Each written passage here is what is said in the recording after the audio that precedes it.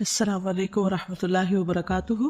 سیدنا ابن معقل رضی اللہ عنہ سے روایت ہے کہ میں اپنے باپ کے ساتھ سیدنا عبداللہ رضی اللہ عنہ کے پاس گیا۔ میں نے سنا وہ کہتے تھے کہ رسول اللہ صلی اللہ علیہ وسلم نے فرمایا، ندامت کا نام توبہ ہے۔ میرے باپ نے کہا، رسول اللہ صلی اللہ علیہ وسلم سے تم نے سنا ہے؟ یعنی یہ بات جو تم کر رہے ہو آپ کی نسبت سے، تو کیا واقعی آپ نے فرمائی ہے کہ ندامت کا نام توبہ ہے؟ انہوں نے کہا، ہاں واقعی آپ ہی نے یہ بات فرمائی ہے۔ حدیث نمبر 99 عن انس رضی اللہ عنہ قال قال رسول اللہ صلی اللہ علیہ وسلم اللہ افرح بتوبة عبده من احدکم سقط على بعیرہ وقد ادلہ فی ارض فلات، رواہ البخاری کتاب الدعوات۔ سیدنا انس بن مالک رضی اللہ عنہ نے بیان کیا کہ رسول اللہ صلی اللہ علیہ وسلم نے فرمایا، اللہ تعالیٰ اپنے بندے کی توبہ پر اس سے زیادہ خوش ہوتا ہے جیسے تم میں سے کوئی شخص صحرا میں اپنا اونٹ کھو دے اور پھر اچانک وہ اپنے کھوئے ہوئے اونٹ کو پا لے۔ اسے بخاری نے روایت کیا ہے۔ یہ جو دوسری حدیث ہے، اس کا تھوڑا سا پس منظر اور جان لیجئے۔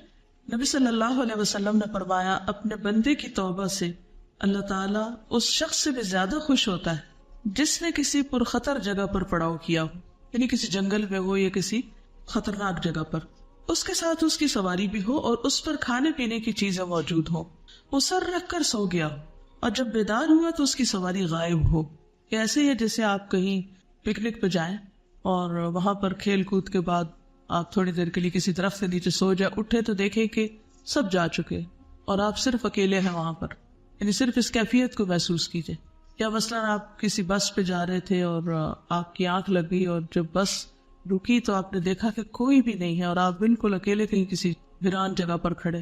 اسی طرح ایک شخص جو اس کیفیت میں ہو، یہ خطرے کی جگہ ہے، کھانا پینا بھی اونٹنی پر ہے اور وہ سویا تو اونٹنی غائب اور اب کوئی بھی چیز اس کے پاس نہیں، اس کو اپنی موت سامنے نظر آ رہی ہے۔ آخر جب اس پر گرمی اور پیاس کی شدت ہو جاتی ہے یا کسی ایسی چیز کی جو اللہ چاہے، تو وہ کہتا ہے، میں واپس اسی جگہ جاتا ہوں جہاں سے سواری گم ہوئی، کیونکہ جب کوئی چیز گم ہوتی ہے تو انسان گھومنا پھرنا شروع کر دیتا ہے، ڈھونڈنے لگتا ہے، تو انسان واپس کہتا ہے پھر وہی جاتا ہوں جہاں سے گمی تھی۔ پھر وہ وہاں گیا اور سو گیا، کیونکہ اب کچھ اور کرنے کو نہیں تھا یا تھک گیا تھا ڈھونڈ ڈھونڈ کر، اس لیے دوبارہ سو گیا۔ پھر جو نیند سے سر اٹھایا تو دیکھا کہ اس کی سواری کھانا پینا لیے ہوئے وہاں دوبارہ کھڑی ہے، لوٹ آئی ہے، واپس آ گئی ہے، گمی ہوئی چیز مل گئی ہے۔ تو خیال کرو اس کو کس قدر خوشی ہوگی کہ ایسی بے بسی کے وقت میں اچانک وہ چیز سامنے آ جائے جسے آپ تلاش کر رہے ہیں، تو خوشی کا کیا عالم ہوگا۔ تو بالکل اسی طرح ایک بندہ جب گناہ کرتا ہے، اللہ کے راستے کو چھوڑ دیتا ہے، صراط مستقیم سے ہٹ جاتا ہے، تو کیا ہوتا ہے؟ وہ راہ گم کر بیٹھتا ہے، بھول جاتا ہے، اور پھر جب توبہ کرتا ہے تو اصل میں راستے پہ آ جاتا ہے۔ تو ایک بندہ بھولنے کے بعد، بھٹکنے کے بعد واپس صحیح راستے پہ آ جاتا ہے، تو اس عمل پر اللہ سبحانہ وتعالیٰ کو بہت زیادہ خوشی ہوتی ہے۔ یہ حدیث توبہ کرنے پر انسان کو آمادہ کرتی ہے، موٹیویٹ کرتی ہے۔ عموماً ہم غلطیاں کرتے ہیں، ہمیں احساس بھی ہوتا ہے، لیکن ساتھ کچھ شرمندگی ہو بھی تو ایک چیز رکاوٹ بنی ہوئی ہوتی ہے، اور وہ کیا؟ میں اتنی گناہگار ہوں کہ میری توبہ قبول نہیں ہو سکتی، اور اللہ تعالیٰ تو میری بات نہیں مانے گا کیونکہ میں نے اتنی دفعہ توبہ توڑی ہے، یا میں نے ہر دفعہ سوچا میں غلطی نہیں کروں گا، میں پھر غلطی کر دیتا ہوں، پھر غلطی کر دیتا ہوں، تو اب مجھے توبہ کرنی نہیں چاہیے۔ یہ شیطان انسان کو سجھاتا ہے کہ توبہ نہ کرو، غلطی کرتے رہو تاکہ تم اس کے ساتھ ہی بنے رہو۔ لیکن جب انسان اس بات کو سامنے رکھتا ہے کہ میرا رب خوش ہوگا میرے گھر پلٹنے پر، واپس آنے پر، تو انسان کتنا بھی دور جا چکا ہو واپس آ جاتا ہے، کیونکہ توبہ کا دروازہ کھلا ہے جب تک انسان کی موت نہ آ جائے۔ اللہ تعالیٰ اپنے بندے کی توبہ قبول کرتا ہے، اس لیے گناہ کتنا بھی بڑا کیوں نہ ہو، کیسا بھی کیوں نہ ہو، کتنا بھی بڑا، کچھ بھی آپ زندگی میں کر چکے، اس پر بس نادم ہونے کی ضرورت ہے، شرمندہ ہونے کی ضرورت ہے، اور واپس پلٹنے کی ضرورت ہے۔ اللہ تعالیٰ معاف کرنے والا ہے۔ لا تقنطوا من رحمت اللہ ان اللہ یغفر الذنوب جميعا۔ اللہ کی رحمت سے مایوس نہیں ہونا چاہیے۔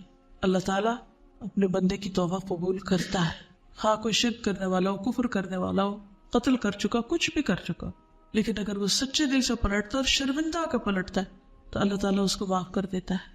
تو توبہ میں دیر نہیں لگانی چاہیے، کیونکہ گناہ تو گناہ ہے ہی، اور جو گناہ ہے اس کی پکڑ تو ہونی ہی ہونی ہے اگر توبہ نہیں کی. اپنے اوپر ہی پلٹنا ہے اس نے, کرنے والے پر ہی آنا ہے اس نے لوٹ کے, اس کو بھگتنا پڑے گا اس کو. تو بہتر ہے کہ اس کو اپنے سے دور کر دے, ہٹا دے, توبہ کر لے.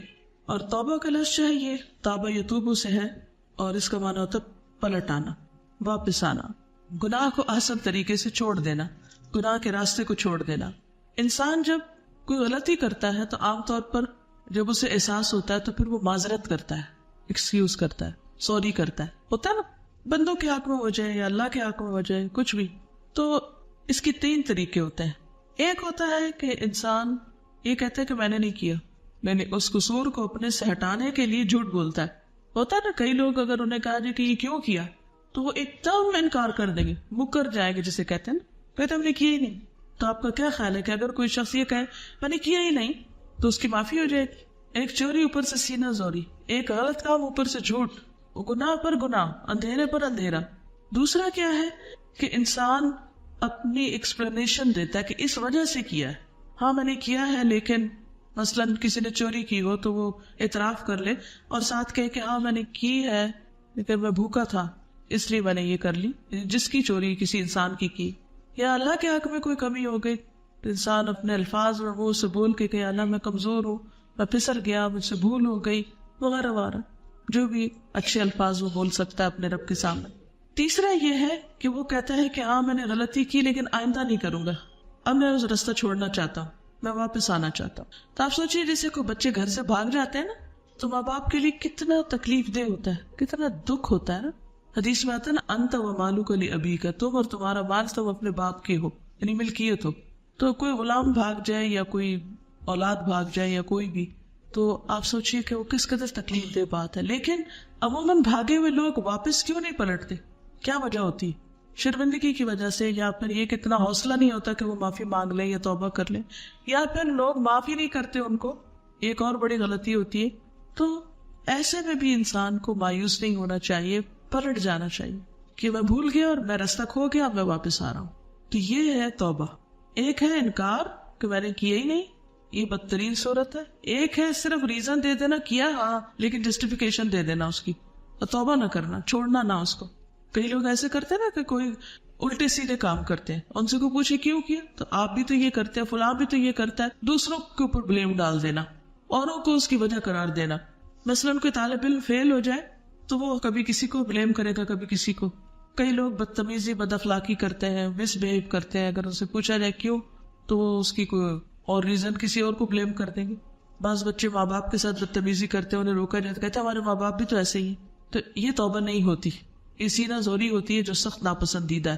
توبہ کیا ہے کہ انسان غلطی مان جائے اور شرمندہ ہو, نادم ہو, اور آئندہ نہ کرنے کا وعدہ کرے کہ میں نہیں کروں گا, اور اس کی نیت بھی ہو کہ میں نہیں کروں گا.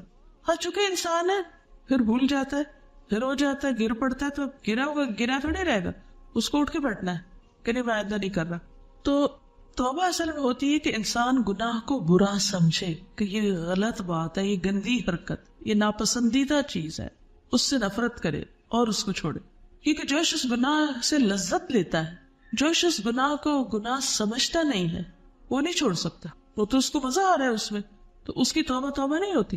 تو پہلے اپنے دل میں اس کی کراہت لائے, اور کراہت میں ضروری نہیں کہ ایک عمل بظاہر کراہت والا ہو, وہ اس لحاظ سے کراہت کہ یہ چیز جو ہے یہ اللہ کو پسند نہیں تو مجھے بھی نہیں پسند, چاہے دیکھنے میں کتنی بھی خوبصورت ہے. کوئی بھی حرام چیز, غلط چیز کب خوبصورت لگتی ہے؟ جب شیطان اس کو مزین کر دیتا ہے. قرآن پاک میں تھا نا, زین لہم الشیطان اعمالہم وصدہم عن السبیل, شیطان نے ان کے لیے ان کے برے اعمال خوبصورت بنا دیے. اس لیے ہمیں گناہ برا نہیں لگتا, اس لیے بعض لوگوں کو جھوٹ بول کے مزہ آتا ہے, بعض لوگ غیبت کر کے, بعض لوگ اور غلط حرام کام کر کے وہ مزہ اٹھاتے ہیں کیونکہ ان کو نفرت نہیں ہے اس سے.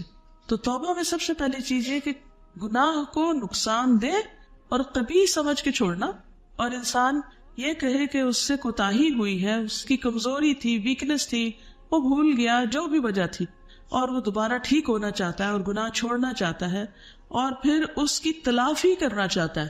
معافی کے ساتھ ایک لفظ تلافی بھی ہوتا ہے نا, معافی تلافی کا مطلب یہ کہ جو کمی وہ کر چکا ہے, اگر کوئی چیز چھوڑ چکا ہے تو اس کو وہ پورا کرے گا. کسی انسان کو کوئی نقصان پہنچایا تو انسان وعدہ کرتا ہے کہ میں اس کا نقصان پورا کر دیتا ہوں.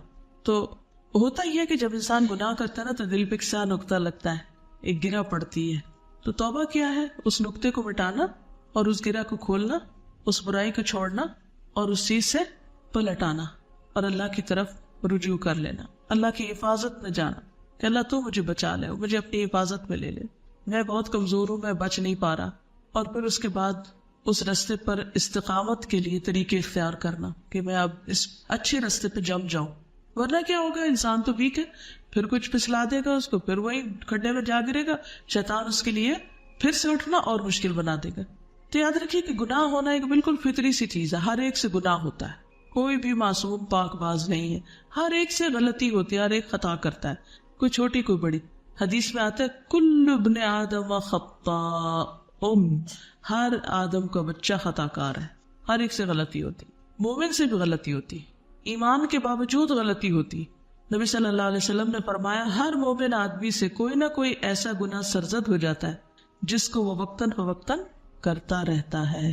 ہر انسان سے گناہ ہو جاتا ہے جس کو وہ وقتاً فوقتاً کرتا رہتا ہے, یا کوئی ایسا گناہ ہوتا ہے جس پر وہ قائم رہتا ہے, جم جاتا ہے, اور احساس بھی نہیں رہتا کہ وہ گناہ کر رہا ہے, نہیں کوئی بری عادت پڑ جاتی. کل ایک خاتون آئی میرے پاس, کہنے لگی کہ میری ساس کے لیے آپ دعا کریں, ان کے اندر ایک ایسی غلطی ہے جو وہ چھوڑ نہیں پا رہے. تھوڑی سی پریشانی. میں نے کہا ان کی ایج کتنی ہے؟ کہتی 90 ایئرز ہو گئی ہے, 90 سال کی ہو گئی. ہوتا یہ کہ جو عمر زیادہ ہوتی جاتی ہے غلطیاں اتنی ہی کر کر کو پکی ہوتی چلی جاتی ہے. As soon as possible in کو اپنے سے ہٹانے کی کوشش کرنی چاہیے, کیونکہ بڑے ہو کر زیادہ اصلاح مشکل ہو جاتی ہے. پھر اس کے بعد یہ ہے کہ ہر انسان سے گناہ ہوتا ہے. فرمایا کہ وہ اس کو نہیں چھوڑتا حتیٰ کہ وہ دنیا چھوڑ جاتا ہے. یعنی بعض لوگ گناہ نہیں چھوڑتے, دنیا چھوڑ جاتے ہیں.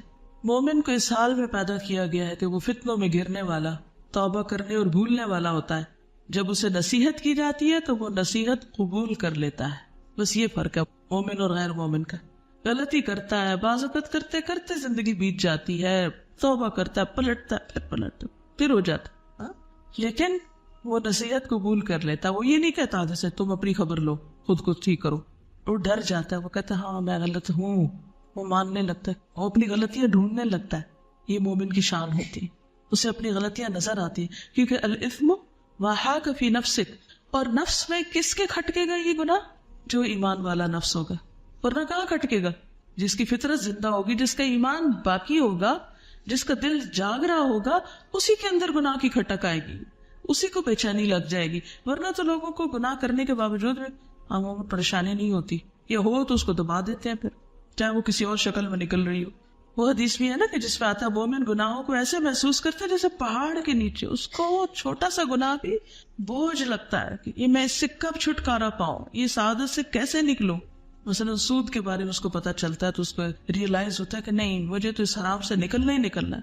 اگر اس کو غیبت کی عادت ہے تو وہ اس سے بچنے کی فکر کرتا ہے. اگر کوئی بھی بدطنز کرنے کی عادت ہے, بد اخلاقی کی, بدتمیزی کی, کوئی بھی, تو وہ فکر کرنے لگتا ہے نہیں بھائی مجھے تو اپنی اصلاح کرنی ہے, میرا تو گزارا نہیں اس کے بعد. تو اس کو ایسا لگتا ہے جیسے پہاڑ کے نیچے بیٹھا ہے اور ڈرتا ہے کہ کہیں وہ اس کے اوپر گر نہ جائے, کہیں موت نہ آ جائے اور یہ پکڑ نہ ہو جائے. اور بدکار اپنے گناہوں کو مکھی کی طرح ہلکا سمجھتا ہے. یہ منافق کا یہ حال ہوتا ہے کہ وہ اس کے ناک کے پاس سے گزری, اس نے اپنے ہاتھ سے اس کو یوں اڑا دیا, یعنی اشارہ کر کے آپ نے بتایا کہ یوں اڑا دیا, بس اس نے, کچھ نہیں ہوتا, اس سے کیا ہوتا ہے, اس سے نہیں پریشانی ہوتی. تو مومن کیا ہوتا ہے, توبہ کا رستہ اختیار کرتا ہے, پلٹ آتا ہے, وہ بوجھ نہیں اٹھا سکتا. ربنا لا تؤاخذنا ان نسینا او اخطانا. اور پھر وہ کیا دعائیں مانگتا ہے, ولا تحمل علینا اصرا كما حملته على الذين من قبلنا ربنا ولا تحملنا ما لا طاقة لنا به. تو وہ دعائیں بھی مانگتا ہے کہ یا اللہ ہم بھول جائیں, ہم سے غلطی ہو, یا ہم پر ایسے کوئی بوجھ ہو تو وہ ہم سے دور کر دے. نبی صلی اللہ علیہ وسلم نے فرمایا زنا کرنے والا جب زنا کرتا تو مومن نہیں رہتا, چوری والا چوری کرتا تو مومن نہیں رہتا, شرابی جب شراب پیتا تو مومن نہیں رہتا. پھر اس کے بعد توبہ کا راستہ بہرحال کھلا ہوا ہے. یعنی اگر کوئی یہ بڑے بڑے گناہ بھی کر چکا ہے تو بھی توبہ کا دروازہ بہرحال کھلا ہوا ہے. تو اس لیے کیا کرنا چاہیے, توبہ کر لینی چاہیے, پلٹ آنا چاہیے. وَهُوَ الَّذِي يَقْبَلُ التَّوْبَةَ عَنْ عِبَادِهِ وَيَعْفُو عَنِ السَّيِّئَاتِ. وہی تو ہے جو اپنے بندوں کی توبہ قبول کرتا ہے اور برائیوں سے درگزر کرتا ہے. معاف کر دیتا ہے، یعفو، اور جو کچھ تم کرتے اسے وہ جانتا ہے. اور گناہ کتنے بھی زیادہ ہے، کتنے بھی زیادہ، چاہے وہ آسمان کے کناروں تک پہنچ جائیں تب بھی اللہ معاف کر سکتا ہے. کتنی بڑی بات ہے، آسمان کے کناروں تک بھی پہنچے ہوئے ہوں تو کسی کو بھی مایوس نہیں ہونا. اور جو اللہ تعالیٰ کو عذر پیش کرتا ہے، اللہ تعالیٰ مجھ سے بھول ہوگی، میں انسان ہوں، خطا کار ہوں، مجھ سے غلطی ہوگی، تو اللہ اس کا عذر قبول کر لیتا ہے. بندے نہیں کرتے نا عام طور پہ، لیکن اللہ تعالیٰ قبول کر لیتا ہے. اس کی صفات ہے، غفور الرحیم ہے، غافر الذنب ہے، قابل التوب ہے. اسی لیے وہ کہتا ہے نا، قل یا عبادی الذین اسرفوا علی انفسہم لا تقنطوا من رحمت اللہ ان اللہ یغفر الذنوب جمیعا انہ هو الغفور الرحیم. وہ بخشنے والا مہربان ہے، سارے گناہ معاف کر دے گا. اس لیے مایوسی کی ضرورت نہیں ہے. اپنی جانوں پہ اگر زیادتی کر چکے ہو تو کیا کرو، بس توبہ کر لو. لیکن منافق توبہ نہیں کرتے.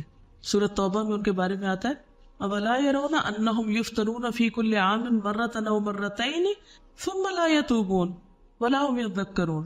کیا وہ دیکھتے نہیں کہ ہر سال ایک دو بار کوئی نہ کوئی مصیبت پیش آتی ہے، پھر بھی یہ لوگ توبہ نہیں کرتے اور نہ نصیحت قبول کرتے. یعنی زندگی میں جو ان کے مسائل پیش آتے ہیں، وہ حادثے ہوتے ہیں یا کوئی ایسی ان کو چوٹیں لگتی ہیں یا ایسی کوئی چیزیں آتی ہیں جس سے ان کی آنکھ کھلنی چاہیے، جاگ جائے، وہ اپنی غلطی کو ریئلائز کر لے اور آئندہ نہ کرے. ان کو احساس ہی نہیں، کیونکہ منافق تو مکھی کی طرح ہلکا سمجھتا ہے نا گناہ کو. تو مومن جو ہوتا ہے وہ توبہ کرنے والا ہوتا ہے، واپس پلٹنے والا ہوتا ہے. رسول اللہ صلی اللہ علیہ وسلم نے فرمایا، تم میں سے پہلے لوگوں میں سے ایک آدمی تھا، وہ ایک کھوپڑی کے پاس سے گزرا، ایسے جنگل سے گزر رہا تھا، وہاں کسی کی کھوپڑی پڑی ہوئی تھی. اس نے اس کی طرف دیکھا اور اپنے آپ سے باتیں کرنے لگا. پھر اس نے کہا، اے میرے رب، تو بڑی عظیم ذات ہے اور میں بہت کمزور ہوں، تو بار بار بخشنے والا ہے اور میں بار بار گناہ کرنے والا ہوں. پھر وہ اللہ کے سامنے سجدے میں گر پڑا تو ایک آواز آئی اور اس سے کہا گیا، اپنا سر اٹھاؤ، تو بار بار گناہ کرنے والا ہے اور میں بار بار بخشنے والا ہوں. اس نے اپنا سر اٹھایا اور اللہ نے اس کو بخش دیا. کھوپڑی دیکھ کے کیوں یہ سب کچھ ہوا؟ کیونکہ ایسی منظر دیکھ کے انسان کو اپنا انجام یاد آتا ہے کہ میں نے بھی تو اس مرحلے سے گزرنا ہی گزرنا. یہ وہ راستہ ہے جس سے بچ ہی نہیں سکتا. مرنے سے کون بچ سکتا، اور جسم کے گلنے سڑنے سے کون بچ سکتا؟ اس کو تو یاد رکھ کے پھر انسان توبہ کر سکتا. تو وہ دیکھتے ہی اس کو اپنی غلطیاں یاد آنے لگی اور اس نے سچی توبہ کی اور وہی سجدے میں پڑ گیا. کیونکہ مومن جو ہوتا ہے نا، وہ یہ انتظار تھوڑے کرتا ہے کہ اچھا میں حج کروں گا تو پھر میں توبہ کر لوں گا یا میں بوڑھا ہو کے توبہ کر لوں گا.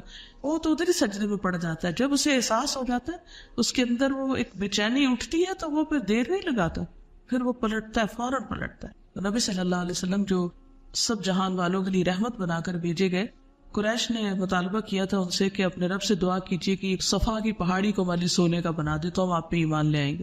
تو آپ نے فرمایا کہ کیا تم واقعی ایمان لاؤ گے؟ ایسا نہ ہو کہ پھر تم بدل جاؤ. اور انہوں نے کہا کہ ہم ایمان لے آئیں گے. تو آپ نے دعا کی. جبریل علیہ السلام حاضر ہوئے، کہنے لگے آپ کا رب آپ کو سلام کہتا ہے اور فرماتا ہے آپ چاہتے ہیں تو ہم سونے کو بنا دیتے ہیں اس پہاڑی کو، لیکن اس کے بعد اگر کسی نے کفر کیا تو ان کو ایسی سزا ملے گی کہ دنیا والوں میں سے کسی کو نہ ملی ہوگی، اور اگر آپ چاہتے ہیں تو میں ان کے لیے توبہ اور رحمت کا دروازہ کھول دیتا ہوں. تو آپ صلی اللہ علیہ وسلم نے کیا فرمایا کہ سونے کی پہاڑی نہ بنائی جائے، ان کے لیے توبہ کا دروازہ کھول دیا جائے. یعنی توبہ کے دروازے کا کھلنا سونے کے پہاڑ سے بھی زیادہ قیمتی چیز ہے. اتنی بڑی نعمت ہے ہم سب کے لیے. سوچئے اگر وہ دروازہ نہ کھلا ہوتا اور توبہ کی گنجائش نہ ہوتی تو ہم کہاں جاتے، ہم کیا کرتے، کیا بنتا ہمارا. تو توبہ جو ہوتی ہے وہ پچھلے گناہوں کو گرا دیتی ہے. اور اس دروازے کے بارے میں آتا ہے، نبی صلی اللہ علیہ وسلم نے فرمایا مغرب میں ایک دروازہ ہے جو توبہ کے لیے کھلا ہوا ہے، اس کی مسافت 70 سال پر محیط ہے، اتنا بڑا ہے. اللہ نے اسے زمین و آسمان کی تخلیق کے دن کھولا تھا اور اس وقت تک بند نہ ہوگا جب تک سورج مغرب سے طلوع نہ ہو جائے. جب تک وہ کھلا ہے، جب سورج نکل آئے گا تو دروازہ بند ہو جائے گا، کیونکہ پھر مغرب سے سورج نکل آئے گا اور وہ دروازہ مغربی کی طرف ہے اور اس کو بند کر دیا جائے گا. اب توبہ کے آخرت کے اعتبار سے تو فائدے ہیں ہی، لیکن دنیا میں بھی انسان کو اس کے فائدے ہوتے ہیں. کیونکہ توبہ ایک ایسی چیز ہے کہ جس سے انسان اپنا انالیسس کرتا رہتا ہے، اپنا محاسبہ کرتا ہے، اپنے آپ کو دیکھتا ہے کہ میں کیا ہوں، میرے میں کیا کیا غلطی. کیونکہ غلطی کو ریکٹیفائی کرنے کے لیے اپنا پتہ بھی تو ہونا چاہیے. تو یہ خود آگہی کا ایک ذریعہ بھی ہے. توبہ شعور جگانے کا، خود آگہی کا ایک ذریعہ ہے کہ جس سے انسان اپنی قدر و قیمت معلوم کرتا رہتا ہے. کیونکہ جب تک انسان اپنے گناہوں کو نہ دیکھے نا تو پھنے خان بنا ہوا ہوتا ہے اور سمجھتا ہے پتہ نہیں کیا چیز ہے وہ.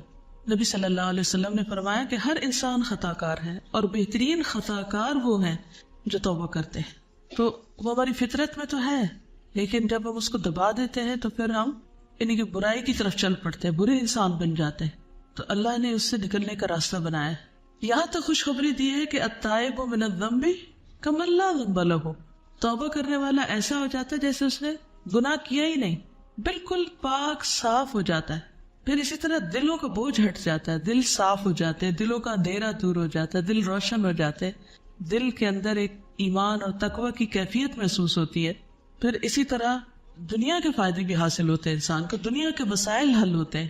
قرآن مجید میں آتا ہے نا وَأَنِ اسْتَغْفِرُوا رَبَّكُمْ ثُمَّ تُوبُوا إِلَيْهِ يُمَتِّعْكُمْ مَتَاعًا حَسَنًا إِلَىٰ أَجَلٍ مُّسَمًّى وَيُؤْتِ كُلَّ ذِي فَضْلٍ فَضْلَهُ.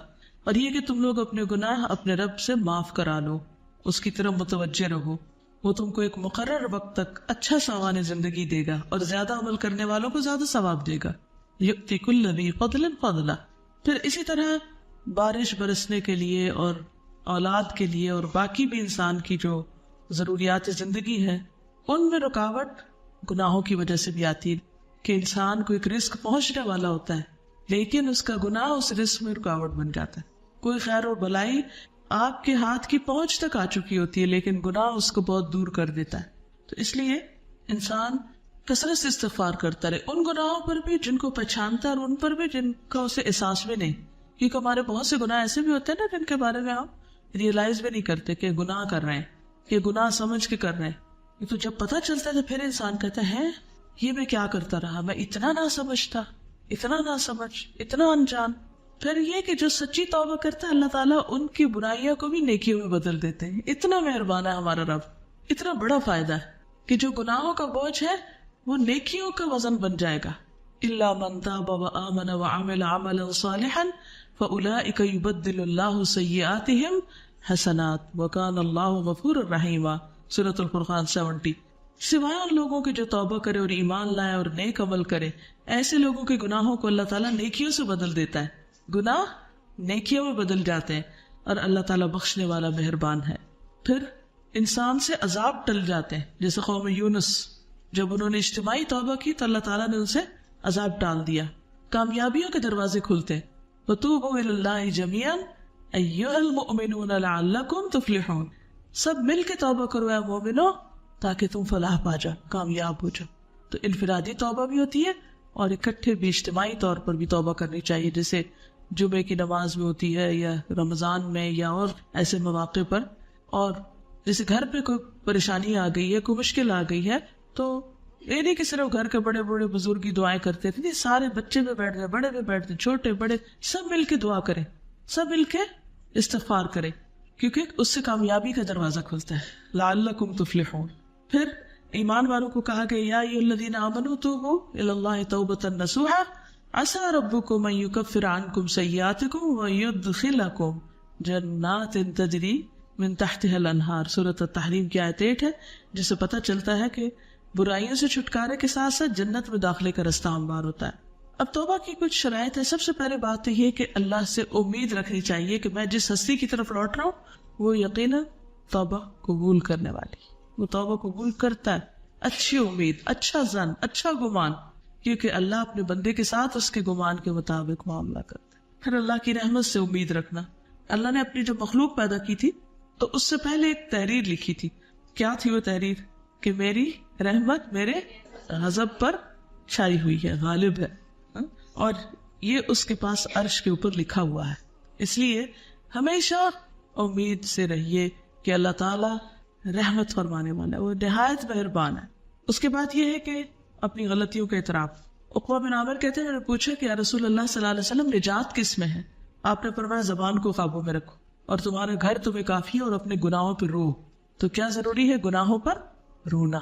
ہم سب سوچیں ہم کون سی ون لاسٹ ٹائم اپنے گناہوں پہ واقعی اللہ کے سامنے روئے تھے. دنیا کے نقصان پہ تو بڑی دفعہ روتے ہیں، یہ گناہ بھی تو بہت بڑا نقصان ہے، اس پر کب روئے تھے یہ بھی ہمیں سوچنا چاہیے.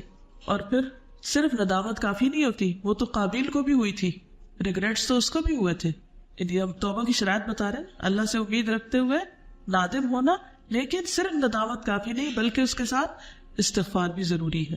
اعتراف ضروری ہے، استغفار ضروری.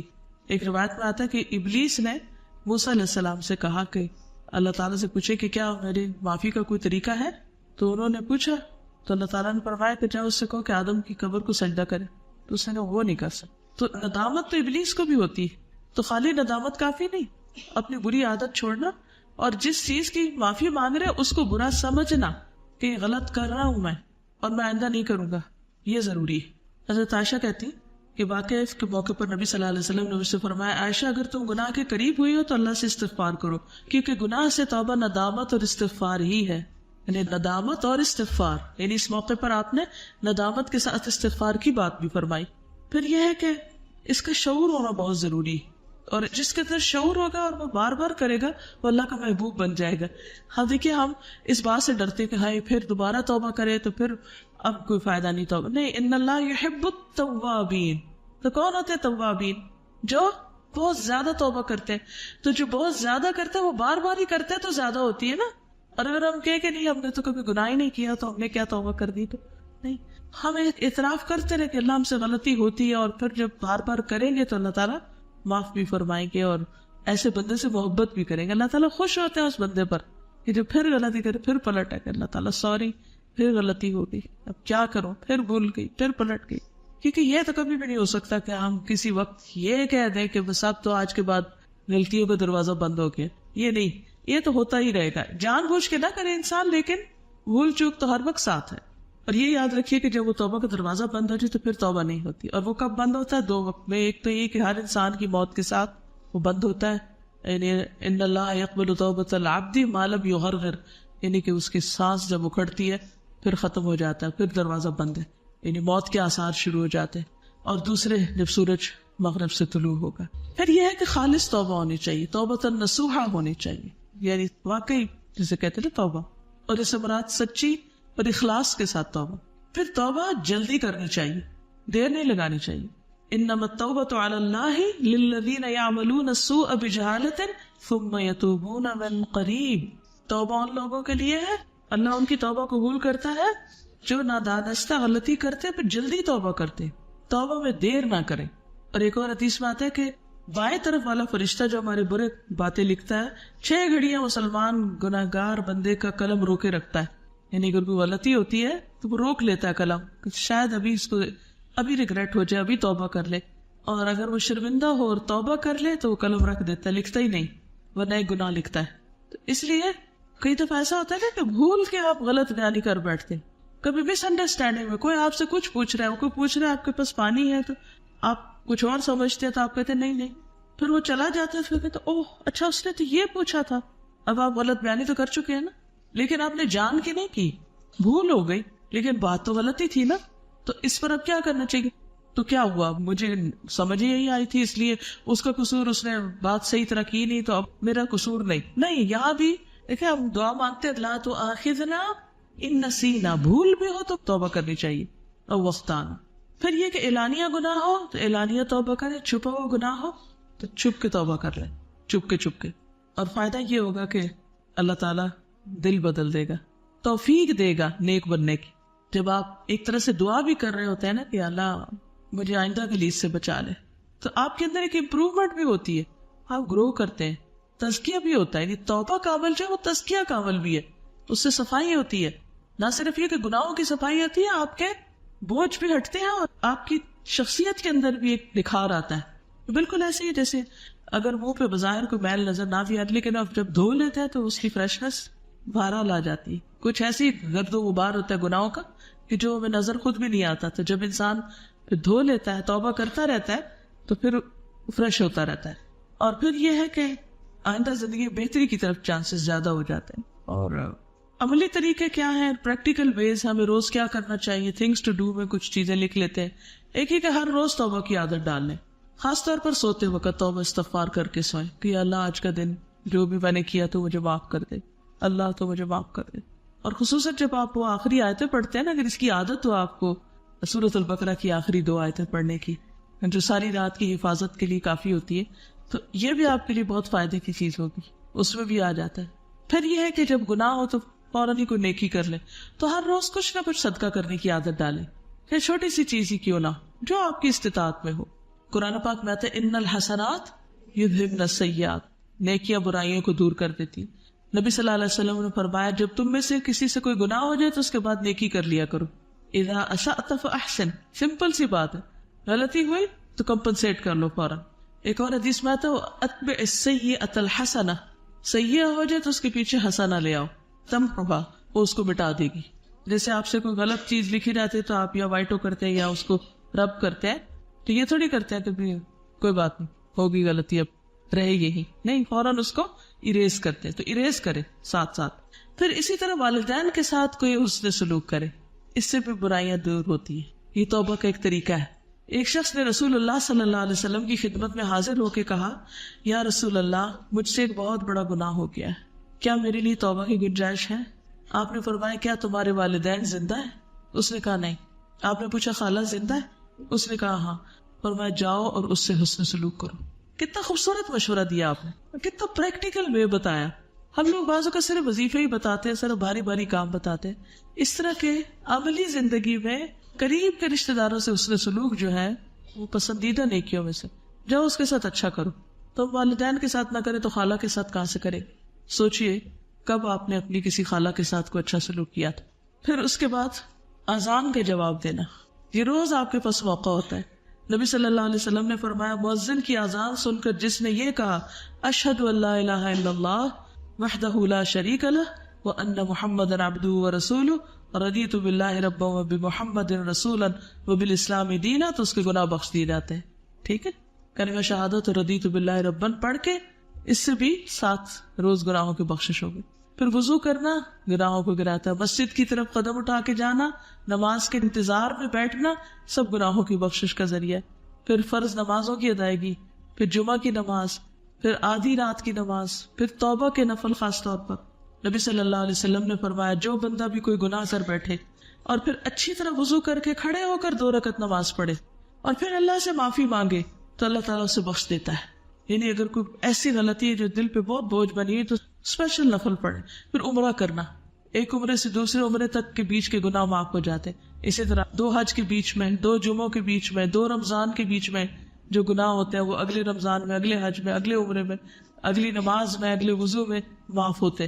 تو وہ اللہ تعالیٰ نے مختلف کام اسی لیے ہمارے لیے رکھے ہیں تاکہ ہم ان سے فائدہ اٹھائیں. پھر حجر اسود اور رکن یمانی کو چھونا وہ بھی گناہوں کے گرانے کا ذریعہ ہے. صدقہ کرنا، پھر سوار ہوتے وقت سبحان اللہ پڑھنا، اس سے بھی گناہ معاف ہوتے ہیں. ساتھ کہتے ہیں کہ ہم حضور صلی اللہ علیہ وسلم کے پاس بیٹھے تھے تو آپ نے فرمایا کیا تم میں سے کوئی ہر دن 1000 نیکیاں کرنے سے عاجز ہے؟ آپ کے پاس بیٹھے لوگوں میں سے کسی نے پوچھا ہم میں سے کوئی بھی آدمی ہر روز 1000 نیکیاں کیسے کرے؟ یعنی مشکل کام ہے نا 1000 نیکیاں روز. آپ نے فرمایا جو آدمی 100 مرتبہ سبحان اللہ پڑھتا ہے اس کے لیے 1000 نیکیاں لکھی جاتی یا اس کی 1000 خطائیں مٹا دی جاتی. تو انسان جب یعنی تسبیح کرے اس وقت بھی، سواری پہ بیٹھے اس وقت بھی، نماز کے بعد تسبیح کرے، یہ ساری تسبیحات جو ہے بیسیکلی گناہوں کو گرانے کے ذریعہ ہے. اور پھر خصوصاً اگر اچھی طرح وضو کر کے دل میں کوئی باتیں نہ کرے اور وہ 2 نفل جو ہے وہ بھی گناہوں سے معافی کا ذریعہ. اب دیکھیں جب ہم کوئی کام کرنے لگتے ہیں نا تو ذرا شعوری طور پہ کریں نا تو اس کا لطف کچھ اور ہوتا ہے. ویسے آج صبح جب میں فجر کی سنت پڑھنے لگی تو مجھے وہ حدیث یاد آ گئی کہ فجر کی یہ 2 رکعتیں جو ہیں یہ دنیا و مافیہ سے بہتر ہے. تو میں نے کہا کہ اگر اس وقت مجھے کوئی کہے کہ چلو تم فلاں جگہ اور تمہیں یہ اور یہ ملے گا تو اس وقت میں کیا کروں گی اور کس شوق سے جاؤں گی اور یہاں میں کس شوق سے پڑھ رہی، کیا واقعی میں اس یقین کے ساتھ پڑھ رہی ہوں کہ دنیا کی ہر چیز سے بہترین ہے یہ 2 رکعتیں؟ کیا میرے اندر یہ یقین ہے؟ اصل بات یہ کہ بہت سے عمل ہمیں پتا ہوتا ہے یقین نہیں ہوتا اس لیے ہم کرتے نہیں ان کو. ٹھیک، تو یہ تھوڑا احساسات اپنے جگایا کریں کام کرتے وقت. صرف ایک روبوٹک وہ مشین نہ بن جائے کہ اب یہ کر لیتے یہ کر لیتے یہ کر لیتے، نہیں. یعنی کسی وقت اس پہیے کو ٹھہرا بھی لیا کریں، رک کے سوچا بھی کریں، اپنے احساس کو تازہ کیا کریں. اب اذان کے بعد جواب تو دیتے ہی ہے لیکن ذرا کسی وقت کہ میرے گناہ معاف ہونے کا وقت آ رہا ہے، ذرا میں توجہ کر لوں، بوجھ ہٹانے کا وقت آ گیا. ہر روز دل پہ بوجھ پڑتا نا کسی نہ کسی چیز کا، یا کوئی ہمیں کچھ کہہ دیتا ہے تو بوجھ پڑتا ہے یا ہم کسی کو کہہ دیتے ہیں تو بوجھ پڑتا ہے. دونوں صورتوں میں پڑتا ہے. یہ نہیں، یہ تو نہیں ہو سکتا کہ آپ سارا دن کسی کی شکل نہ دیکھیں، تو دیکھنی پڑے گی. اور یہ بھی نہیں ہو سکتا کہ آپ کسی سے بات کریں تو کوئی اونچ نیچ نہ ہو، وہ بھی ہو جاتی ہے. بھول نہ جاتے ہیں ہر وقت ہم، تو ہوتا ہی رہنا ہے روز. تو پھر روز ہی صفائی بھی کرنی ہے، روز نہانا ہے ہر روز. یعنی یہ نہیں کہ یہ کوئی چند ریچولز ہیں مخصوص وقت میں کیے اور بس توبہ ہوگی اور اب پھر دوبارہ سے شروع کر دیں. پھر اسی طرح آمین کہنا نماز میں، جس کی آمین امام کے ساتھ اور فرشتوں کی آمین کے ساتھ مل گئی اس کو پچھلے گناہ معاف ہو گئے. لیکن اس وقت بھی ہمیں شعور نہیں ہوتا. تو میں اس رمضان میں جب میں نماز پڑھتی تھی تو مجھے یہ ہوتا تھا کہ میں ذرا بھی اللہ اکبر میں دیر نہ کروں، کیونکہ اگر میں نے اللہ اکبر میں دیر کی نا تو پھر وہ امام تو جلدی سے آمین کر جائے گا اور میں پیچھے رہ جاؤں گی، کیونکہ اس کے پیچھے پیچھے دہرانا ہوتا ہے. تو وہ پھر جب ساتھ ہی ہو گئے تو پھر یعنی پوری بڑی اسٹرگل ہوتی ہے کہ آمین مس نہ ہو گئی. کہنے کا تو ون ورڈ ہے، ایک ورڈ، لیکن ریوارڈ کتنا ہے. مگر اس ایک لفظ کی حفاظت بھی ایک مشکل کام ہے. بازو کا تو ویسے ہی اس پہ لڑنے جھگڑنے لگ جاتے ہیں اونچی آواز میں کہ آہستہ کہتے ہیں. جیسے کہ شیطان نے بھی کیسے کیسے فتنے فساد کھڑے کیے ہوئے ہیں اور لوگوں کو کن چیزوں پہ لڑا رہا ہے. وہ ایک سمپل سی بات سمجھنے سے قاصر ہے. تو اگر امام پڑھے گا اونچی اور پھر پیچھے مقتدی پڑھیں گے تو ہی وہ شعور جاگے گا. جو سویا ہوا ہے وہ بھی جاگ جائے گا، ہاں بھائی یہ کرنے کا کام تو چلو اگلی رکعت میں صحیح رہے گا، پہلی میں دھیان چلا گیا کہیں اور. تو پھر اسی طرح امام جب سمع اللہ لمن حمدہ کہے تو اس کے بعد اس کے پیچھے اللہم ربنا لک الحمد کہنا. پھر اسی طرح بیت المقدس میں نماز پڑھنا، اس کے لیے بھی دعا کیا کرے کہ اللہ ہمیں موقع عطا کر. ہم کہتے ہیں کہاں مسلمان اتنے کمزور ہیں، ایسا ہے ویسا. کہ موسیٰ علیہ السلام جب آئے تھے تو اس وقت بھی تو بنی اسرائیل بہت کمزور تھے، تو اللہ نے حالات بدل دیے ان کے. اللہ ہمارے بھی بدل سکتا ہے. ہم کمزور ہیں، وہ تو نہیں کمزور، تو دعا مانگنے میں کیا حرج ہے. نبی صلی اللہ علیہ وسلم نے فرمایا کہ سلیمان علیہ السلام بیت المقدس کی تعمیر سے جب فارغ ہوئے تو انہوں نے اللہ سے 3 چیزیں مانگی. ابراہیم علیہ السلام نے بھی مانگی تھی نا جب کعبہ بنایا تھا. ایک ایسے فیصلے جو اللہ کے فیصلے کے مطابق ہوں، اور ایسی بادشاہ جو ان کے بعد کسی کو نہ ملے. اور یہ کہ اس مسجد میں جو بھی صرف اور صرف نماز کے ارادے سے آئے وہ اس مسجد سے اس طرح گناہوں سے پاک ہو کر نکلے جس طرح پیدائش کے دن تھا. نبی صلی اللہ علیہ وسلم نے فرمایا 2 تو ان کو مل گئی، تیسری کی بھی مجھے امید ہے مل گئی ہوگی. پہلی 2 دعائیں ان کی قبول ہو گئی اور تیسری بھی مجھے امید ہے کہ قبول ہو گئی ہوگی. پھر نماز کے بعد کی جو تسبیحات ہے سبحان اللہ الحمدللہ، ان کا بھی اہتمام کیا کرے. اچھا اب آپ کہہ رہے ہیں کہ اتنے سارے کام ہیں تو آپ نے ایک کر لیا تو کافی ہے نا، وہ ہو گئے معاف. دیکھیے جس تیزی سے ہم گناہ کرتے ہیں نا، ادھر معافی ہوتی ہے ادھر کسی اور کھڈے میں جا پڑتے ہیں، اس سے نکلتے تو وہاں گر پڑتے ہیں، وہاں پھسل پڑتے ہیں، وہاں ہر وقت کچھ نہ کچھ چل رہا ہوتا ہے. تو اس لیے جو موقع آتا جائے نا اس سے فائدہ اٹھاتے جائیں. تسبیح کا وقت آ گیا، وہ آمین کا آ گیا، تو وہ کوئی بھی چیز کرنے کا وقت آ گیا تو بس کرتے جائیں. کیا پتا کہ یہ زیادہ فائدے کی چیز ہو تو حریص رہیں. پھر 100 بار سبحان اللہ و بحمدہ پڑھنا، اس کے بارے میں آتا ہے نا اس کے گناہ چاہے سمندر کی جھاگ برابری کیوں نہ ہو معاف ہو جاتے ہیں. پھر اسی طرح استغفر اللہ الذی لا الہ الا هو الحی القیوم واتوب الیہ، یہ کلمہ پڑھنا جو ہے اس سے بھی گناہ معاف ہوتے ہیں. ہاں کوئی جنگ سے فرار حاصل کر چکا، جنگ کا فرار کبیرہ گناہوں میں سے، وہ بھی معاف ہو جاتا ہے. پھر اسی طرح لا الہ الا اللہ واللہ اکبر والحمد للہ وسبحان اللہ ولا حول ولا قوۃ الا باللہ، یہ جملے بھی سارے گناہوں کا کفارہ بنتے ہیں خاص سمندر کی جھاگ برابر ہو. پھر اسی طرح لا الہ الا اللہ الحلیم الکریم، لا الہ الا اللہ العلی العظیم، سبحان اللہ رب السماوات السبع ورب العرش العظیم، الحمد للہ رب العالمین. یہ سارے کلمات بھی انسان کے لیے استغفار یا اس کی معافی کا ذریعہ ہے. پھر اسی طرح کسی مجلس سے اٹھتے وقت کے جو کلمات ہیں. پھر رمضان اور لیلۃ القدر کا قیام جو ہے، من صام رمضان من قام رمضان من قام لیلۃ القدر ایمانا و احتسابا غفر له ما تقدم من ذنبه. اسی طرح جو بیمار ہو تو وہ اللہ کی تعریف کرے، شکر ادا کرے. یعنی ایک ہوتا ہے نا تکلیف میں صرف ہے کرنا اور بیزاری، اور قدرتی بات ہے انسان کو تکلیف ہوتی ہے تو اس سے ہر طرح کی ایکسپیکٹ کر سکتے ہیں. نبی صلی اللہ علیہ وسلم نے فرمایا اللہ عز و جل فرماتے ہیں جب میں اپنے بندوں میں سے کسی مومن بندے کو آزماتا ہوں یعنی بیماری وغیرہ کے ذریعے اور وہ اس آزمائش پر بھی میری تعریف کرتا ہے، تو جب وہ اپنے بستر سے اٹھتا ہے یعنی اس بیماری کے بعد وہ اپنے گناہوں سے اس دن کی طرح پاک صاف ہوتا ہے جس دن اس کی ماں نے اسے جنم دیا. یعنی بیماری گناہوں سے بخشش کا ذریعہ بن جاتی. پھر اسی طرح راستے سے کانٹے والی چیزیں ہٹا دینا. وہ ایک شخص تھا، اس نے ایک درخت کاٹا تھا جس کی وجہ سے وہ جنت میں مزے کر رہا تھا. پھر اسی طرح سوتے وقت دعا پڑھ کے سونا، لا الہ الا اللہ وحدہ لا شریک لہ لہ الملک ولہ الحمد وہو علی کل شیء قدیر ولا حول ولا قوۃ الا باللہ سبحان اللہ والحمد للہ ولا الہ الا اللہ واللہ اکبر. یہ بستر پہ جا کے بھی پڑھنے کی دعا ہے، اور رات کو آنکھ کھلے تو اس کے بعد انسان اگر اللہم اغفر لی گئے تو بھی سارے گناہ معاف ہو جاتے ہیں. پھر اسی طرح لباس پہننے کے بعد کی دعا یہ بھی گناہوں کے معافی کا ذریعہ ہے. تو ہم کہتے ہیں وہ کل پڑھ لی تھی نا، پھر اب آج کیا پڑھنی، تو کل سے آج تک کوئی گناہ نہیں ہوئے. نبی صلی اللہ علیہ وسلم نے فرمایا جو شخص لباس پہن کر یوں کہے الحمدللہ الذی کسانی ھذا الثوب ورزقنیہ من غیر حول منی ولا قوة، اس کے گزشتہ گناہ معاف کر دیے جائیں گے. کھانے کے بعد کی دعا الحمدللہ الذی اطعمنی ھذا ورزقنیہ من غیر حول منی ولا قوة، تو جو شخص یہ پڑھتا ہے اس کے بھی گناہ معاف. اب کھانا کھا رہے، کپڑے پہن رہے اور ساتھ ساتھ معافی کا سلسلہ چل رہا ہے. شعوری زندگی سکھاتا ہے نا دین، کہ تو کپڑے بھی پہن کے ہٹو تو بے شعور نہ ہو. اور یہ تو روز ہی ہم چینج کر رہے ہوتے ہیں کھانا، اور روز کئی دفعہ کھا رہے ہوتے ہیں، تو اس وقت بھی غافل نہ رہو. تو ایسا انسان واقعی پھر جب اس طرح کی کیفیت میں دن گزارتا ہے تو کیا ہوتا ہے، اس کا دل خوش رہتا ہے اور اس کا دل بوجھ تلے نہیں آتا، اور پھر کوئی کام اس کا رکتا نہیں ہے.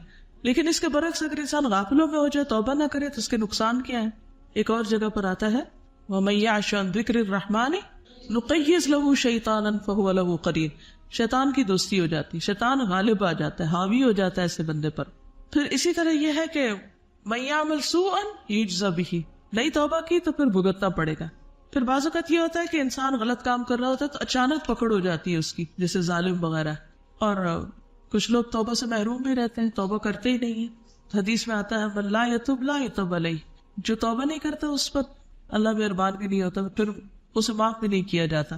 کیونکہ ایک عبداللہ بن جدعان تھا نا، تو ابن جدعان تھا، تو بڑا صلہ رحمی کرتا، اچھے اچھے کام کرتا. تو حضرت عائشہ نے سوال کیا کہ وہ اتنا اچھا انسان تھا، اس نے اتنے نیک کام کیے، تو کیا اس کو بھی سزا ہوگی قیامت کے دن؟ تو آپ نے فرمایا کہ اس نے ایک دن بھی یہ نہیں کہا رب اغفر لی خطیئتی یوم الدین، کہ اللہ میری خطائیں قیامت کے دن معاف کرنا. تو چاہے کوئی اچھے کام کرے لیکن غلطیاں بھی تو ساتھ ہوتی ہے نا. ان الحسنات یذهبن السیئات، لیکن پھر بھی کچھ گناہ ہوتے ہیں کہ جن کو توبہ ہی معاف کراتی ہے، یہ یاد رہے. پھر اسی طرح ہر سوموار اور جمعرات کو نبی صلی اللہ علیہ وسلم روزہ رکھتے تھے. پوچھا گیا کہ آپ کیوں کرتے ہیں ایسا؟ فرمایا یہ وہ 2 دن ہیں جن میں مومن کی بخشش ہوتی ہے، سوائے ان 2 لوگوں کے جن کے آپس کے تعلقات خراب ہوں، قطع تعلقی ہو. اللہ تعالیٰ فرماتے ہیں ان کو چھوڑ دو جب تک یہ صلح کر لیں. پھر اسی طرح جو کسی کو معاف نہیں کرتا اس کو بھی معاف نہیں کیا جاتا. ہم بڑے کہتے ہیں میں نہیں معاف کر سکتی، یوں لگتا ہے جیسے ہم نعوذ باللہ کسی نے ہمیں خدا کا درجہ دے دیا کہ تمہارے ہاتھ میں سب کچھ. کئی لوگ اگر ان سے معافی مانگی بھی جائے نا، یعنی اسے کہا جائے کہ پلیز مجھے معاف کر دو، تو آگے سے اکڑنے لگتے ہیں کہ جیسے اب تو ان کے ہاتھ میں آ گئی کوئی سزا دینے کی چیز دوسرے کو. تو یہ اکڑ نہیں ہونی چاہیے. نبی صلی اللہ علیہ وسلم نے فرمایا من لا یغفر لا یغفر لہ، جو معاف کرتا نہیں اسے معاف کیا نہیں جاتا. پھر اسی طرح جو بدعت کرتا ہے اس کی بھی توبہ قبول نہیں ہوتی. یہ بہت خطرناک بات ہے. فرمایا اللہ نے ہر بدعتی سے توبہ کو پردے میں رکھا ہے، اس لیے ان کو چھوڑنا بھی ضروری. پھر مومن کا قاتل، اس کی توبہ بھی قبول نہیں ہوتی، اللہ یہ کہ پھر انسان واقعی بہت زیادہ اس پہ نادم اور اس کا کفارہ اور وہ ساری چیزیں ہوں. پھر جو کھلم کھلا گناہ کرتے رہتے ہیں اور اکڑتے ہیں اور فحاشی پھیلاتے ہیں اور غلط کام کرتے ہیں، ان کے لیے بھی توبہ نہیں. اللہ تعالیٰ سے دعا ہے کہ اللہ تعالیٰ ہمیں معاف فرما دے اور ہم سب کی توبہ قبول فرما لے، اور ہمیں ایسے گناہوں سے بچائے کہ جو اس کو ناراض کرنے والے.